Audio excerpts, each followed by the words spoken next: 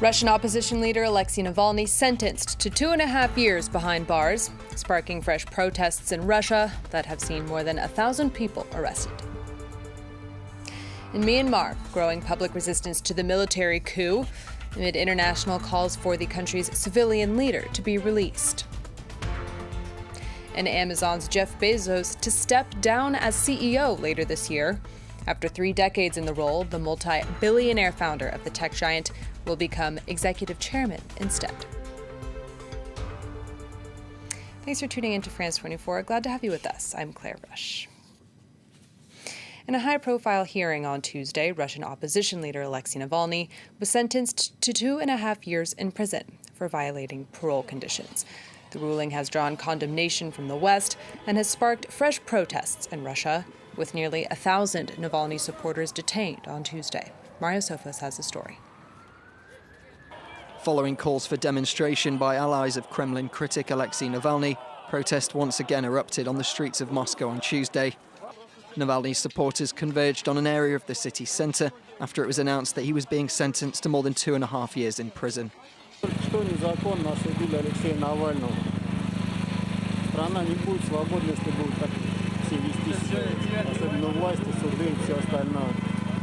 The sentence stems from a 2014 embezzlement conviction that Navalny has rejected as fabricated and politically motivated. He was arrested on January the 17th after returning to Russia from Germany, where he was recovering from an attack that he has blamed on the Kremlin. Despite tests by several European labs showing that he was poisoned, Russian authorities said they had discovered no evidence of this and deny any involvement. During a visit to Sweden on Tuesday, Russian Foreign Minister Sergei Lavrov claimed that Alexei Navalny's poisoning was staged. The Swedish Foreign Minister urged Russian authorities to release the jailed opposition leader. I've also urged the release of Alexei Navalny and an investigation of the use of the chemical nerve agent. These are, of course, the common EU position. A call for Navalny's release echoed by governments across the world on Tuesday, including Germany and France, as well as the administration of newly sworn-in US President Joe Biden. Like every Russian citizen, Mr. Navalny is entitled to the rights provided in the Russian Constitution, and Russia has international obligations to respect equality before the law and the rights to freedom of expression and peaceful assembly. We reiterate our call for the Russian government to immediately, unconditionally release Mr. Navalny, as well as the hundreds of other Russian citizens wrongfully detained in recent weeks for exercising their rights. Russia has dismissed US and EU criticism as meddling in its domestic affairs and said that Navalny's current situation is a matter for the court to decide upon, not the government. Following Monday's military coup in Myanmar, calls are growing for the country's civilian leader, Aung San Suu Kyi, to be released. She and several other key government figures have been detained since Monday. As international condemnation intensifies, resistance at home is also growing, as Sharon Gaffney tells us.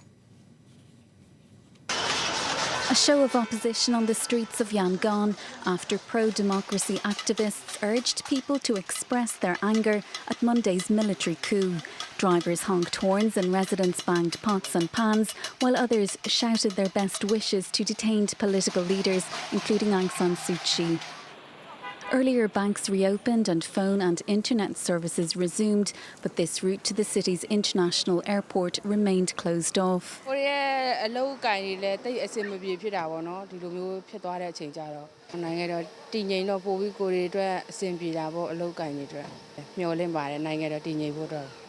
The military took power early on Monday, declaring a year-long state of emergency.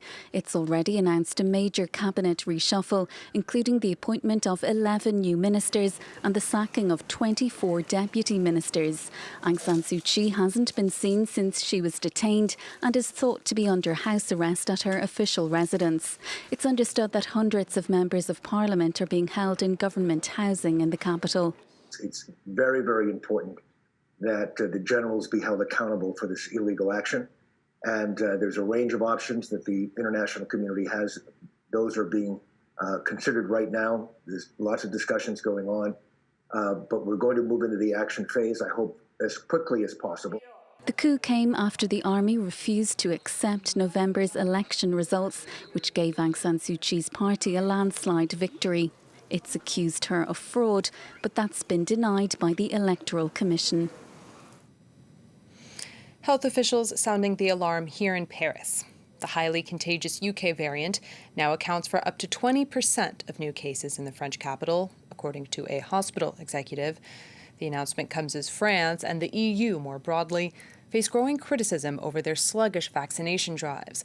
French President Emmanuel Macron, however, is defending the rollout, saying that in the short term, the vaccine matters less than social distancing measures.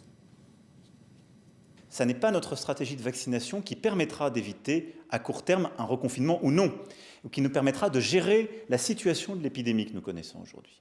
Aujourd'hui, le virus circule à une grande vitesse. Nous sommes sur ce qu'on appelle un plateau, c'est-à-dire qu'on a environ entre 20 et 25 000 cas par jour depuis plusieurs semaines.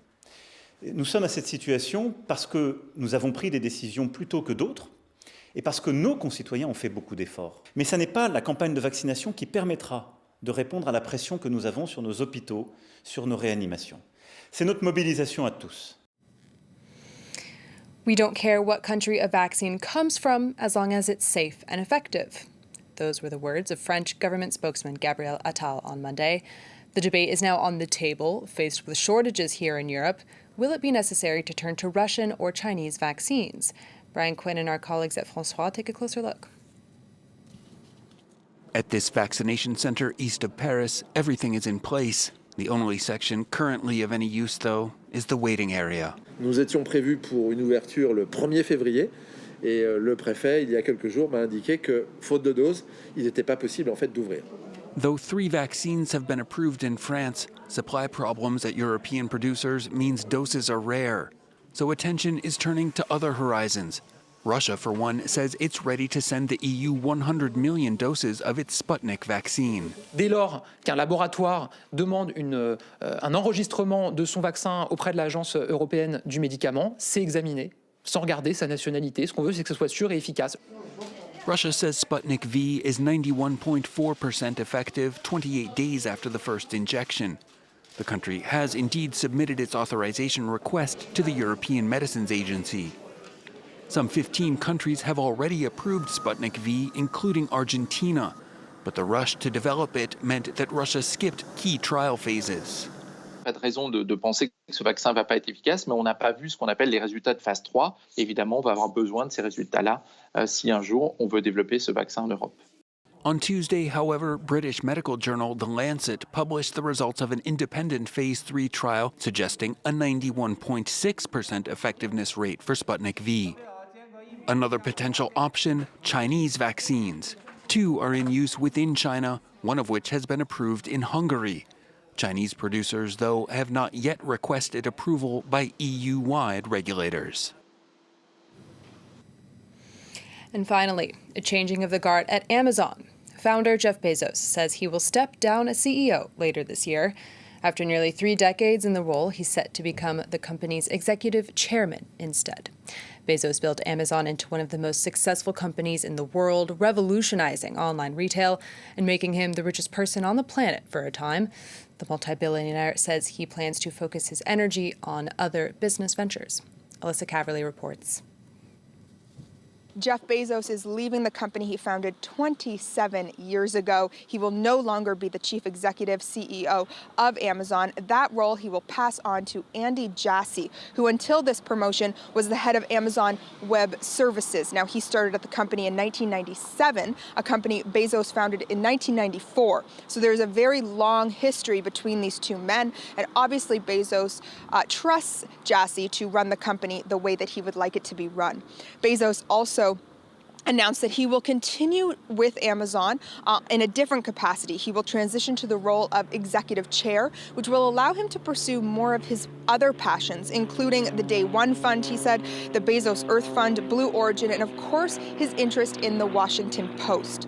Now, on Tuesday, after the announcement, the stock took a little bit of a hit, but it is not expected to last, as Amazon also announced its numbers on Tuesday. 38% increase in 2020 over 2019.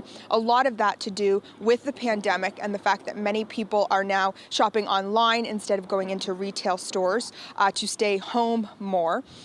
They also announced that the company made $21 billion in 2020, and that was almost double the netted profits of 2019. So the company is doing better than ever. It's not going anywhere. Bezos, it seems, just wanted a little bit more free time and will be handing it over to Andy Jassy starting on July 1st.